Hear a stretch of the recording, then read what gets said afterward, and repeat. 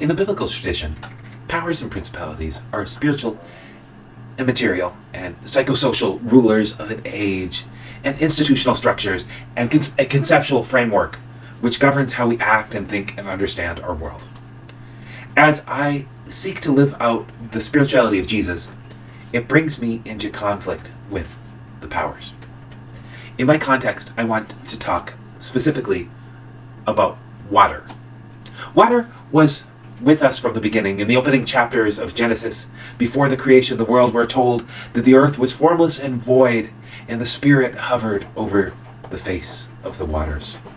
Water itself, like every created element mentioned in Genesis 1, is a power worshipped in the ancient world. Yam, the son of El, in the Canaanite pantheon of gods, is the god of the sea, a foe of Baal, in the Ugaritic Baal cycle.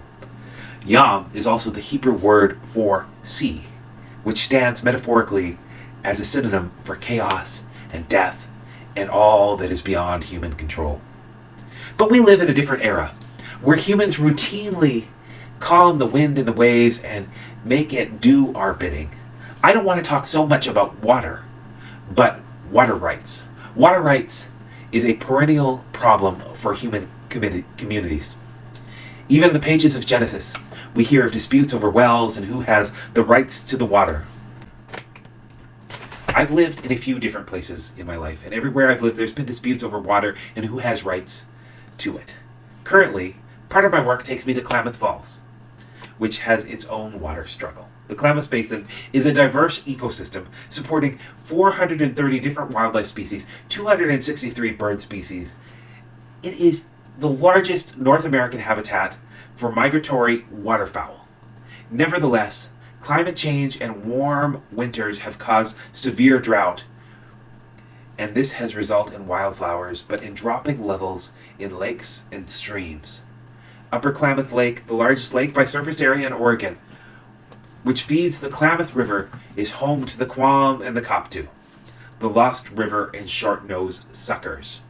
These fish live only here in the Klamath River and are sacred to the Klamath tribe, made up of the Klamath, the Modoc, and the Yahoo band of the Northern Paiute. Farther downstream in California, the Yurok tribe has subsisted off fishing the river for hundreds of years, especially the coho and the Chinook salmon runs. Since 1988, the Quam and the Koptu have been on the endangered species list, and the coho and the Chinook are cut off from their ancient spawning grounds by dams along the Klamath River. The water rights crisis in Klamath Falls goes back at least as far as the 1860s. That's 8 generations.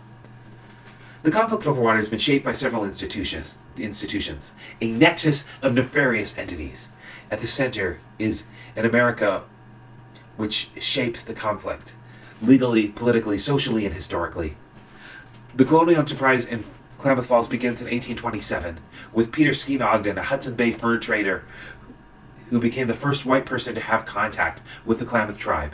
In 1846, Jesse and Lindsay Applegate forged the Applegate Trail, hoping for a less dangerous alternative westward than the Oregon Trail. The route took them through the Klamath Basin, and the route would become popular with gold rushers and frontier pioneers. Racism, both in its systemic form and abject animus, would shape the way the Klamath Waterway story would unfold. As we get to the contemporary story, the narrative of disenfranchised rural whites begins to be an important factor. In 1941, the state of Jefferson was proposed, drawing together southern Oregon and northern California counties, regions of each state which were less populous and therefore had less of a political voice. The story of disenfranchised rural whites is not a Trumpian aberration, but is decades old. This story shapes an economic system of supply and demand, promised abundance in an age of scarcity, and laissez-faire capitalism which assumes the plenty. It is shaped by an American agricultural practice in Klamath Falls, built on assumptions, on promises, on provisions, which have been in effect for more than 100 years. The backstory is even older. Today, I'm going to tell you the history of our people, As we lived here, this place we call Nalox. Thousands of years ago, we lived here and all the way around this giant lake, filled with fish. One year, there was a famine. Our fish didn't come back as good as they once did. And so we struggled trying to survive, not having anything to eat.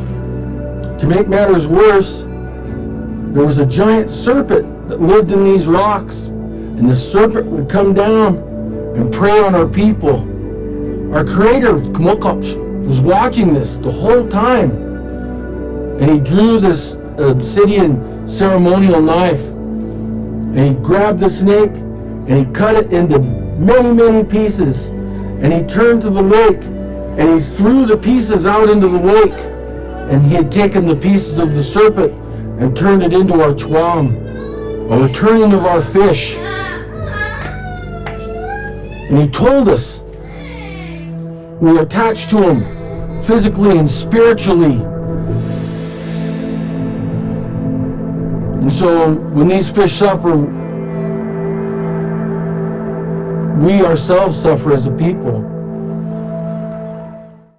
In 1864, the Klamath tribe, along with the Modoc and the Yahuskin, were forced onto a reservation. The 20 million acres of their ancestral land were reduced to 2 million acres, and then almost half of that by a subsequent survey. However, the 1864 treaty the Klamath tribe signed guaranteed them the right to hunt and fish the Klamath River and the Upper Klamath Lake, the region where the Quam and its cousin the Kopdu were at one time endemic. The white settler story follows. Linkville was founded in 1867 beside the Link River, a tributary connecting Upper Klamath Lake to the Klamath River. In 1893, the name of the town changed to Klamath Falls. In 1902, Congress passed the National Reclamation Act, which funded irrigation projects in arid lands in the American West. The belief was that oceans already had enough water, so why not provide water for farmers? In 1907, the Klamath Reclamation Project began, and the farmers received their first batch of irrigation water from Canal A in Klamath Falls. This amounted to a promissory note to would-be farmers: settle the land, and we will have enough water to irrigate your farm forever.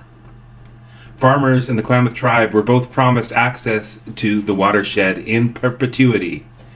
At the time that the U.S. government made these promises, there was plenty of water and fish to go around.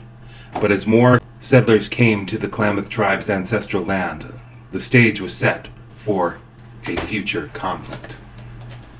Conflict erupted in 2001. In April of that year, the EPA, concerned about the low levels of the lake and protecting the endangered species, the Chwam and the Kopdu populations, it cut off the irrigation water from farmers. This culminated in the Klamath Bucket Brigade. On May 7th, 2001, in Klamath Falls, a gathering of somewhere between 18,000 and 20,000 people from 7 western states gathered. 51 buckets, one for each state plus Washington, D.C., were filled from the lake and handed off person by person for 16 blocks down Main Street in downtown Klamath Falls and deposited in the Bureau of Reclamation's A Canal on the other side of downtown. In the months that followed, farmers hopped the fence and forced the Canal A head gates open to water their farms. 2 giant buckets were fashioned to commemorate the event. One of them sat downtown by the county governance building before finally being moved to join its partner at the Klamath County Fairgrounds in 2014. These buckets are symbols of when Klamath Falls came together in solidarity with farmers to fight what they considered to be federal overreach and environmentalism run amok.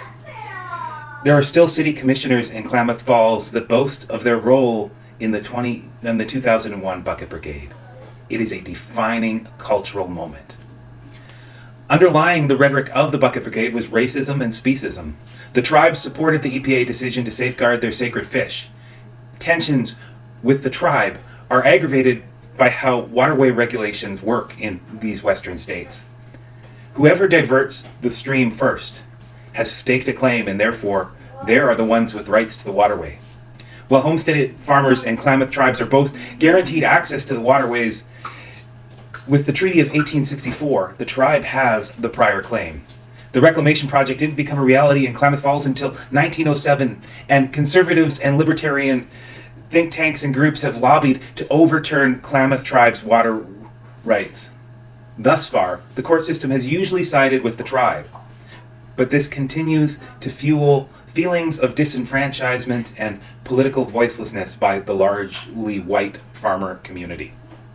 Since 2001 and currently, human life is contrasted with the Chwam and the Koptu. The story told is that this is a contest between the fish and the farmers. Chwam and Koptu are described by the white majority as all but inedible trash fish. A 2001 bumper sticker depicted the Chwam being urinated on with the caption, "There's your water, sucker." The disregard for the health of the watershed for Klamath's sacred fish is rooted in the very real economic threat that farmers feel. Families who've farmed in the basin for generations are frightened by the way of their life coming to an end. Remember that bucket downtown? I don't know where it is currently. I drove around the county fairgrounds looking for it, and a member of my church says that it is on loan to another city embroiled in a water rights struggle. I have not been able to verify this. Its sister bucket did show up this summer at the headgates of Canal A. In April of this year, the decision was made by the Klamath Reclamation Project to cut off all water from Canal A, the main artery for irrigation in the Klamath Basin.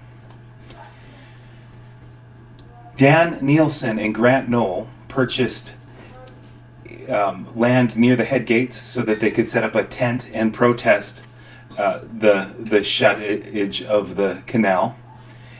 And they made a threat that they were going to break into the canal and force open the headgates, which of course they did before in 2001.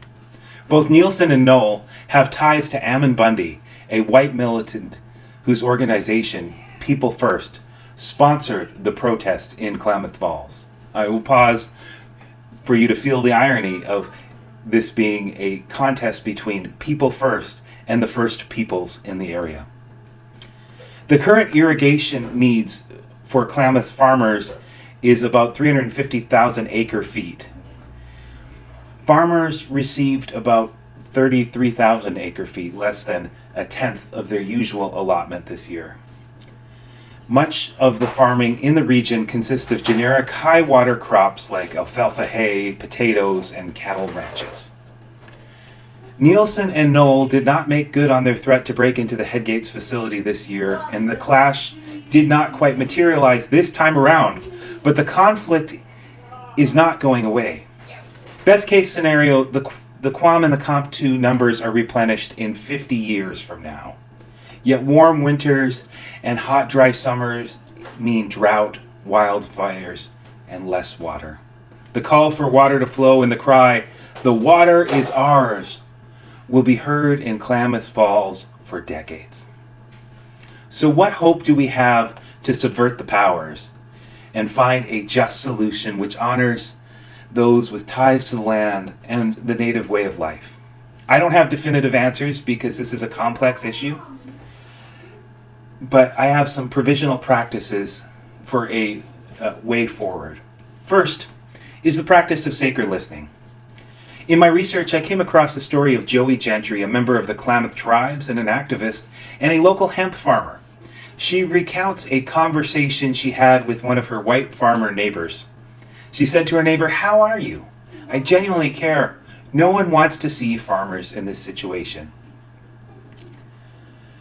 Looking at the big picture, she wanted to look past the zero irrigation and the Quam and the Koptu, but the ways in which the basin has been stressed beyond its means, and she blurted out to her neighbor, We can fix this.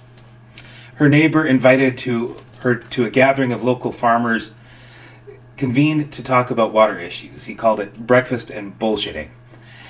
At the time of the article, Joey Gentry was still deciding if she wanted to go to this group. The tension between the Klamath tribes and the local farmers is real, but both the farmers and the tribes are struggling with the effects of climate change and overpopulation on their land. The way forward is providing a context where the pain of each group is heard and known. The second practice I would suggest is storytelling.